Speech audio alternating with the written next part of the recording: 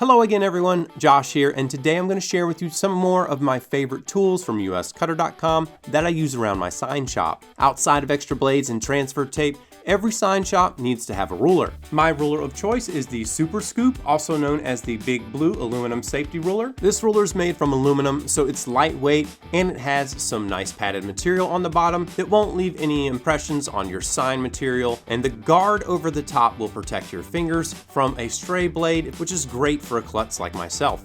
Now, if you plan on working with vehicles, I highly recommend purchasing yourself some of these speed magnets for your tool bag.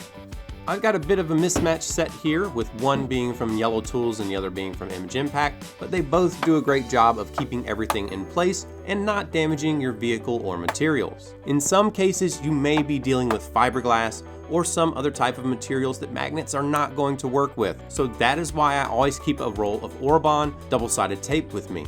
Not only can I use this tape to fold over the edges of banners for extra durability, but it's also great for holding up everything else in place, even when used sparingly. And then finally, we have to get to the wet application fluid.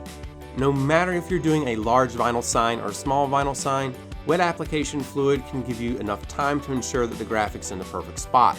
You can see individual videos with the finer details and instructions for both splash and action tack linked in the video description down below. Well, that's all the time we have for today. Be sure to follow or subscribe, and thank you so much for taking the time to watch this. Have yourself a wonderful day.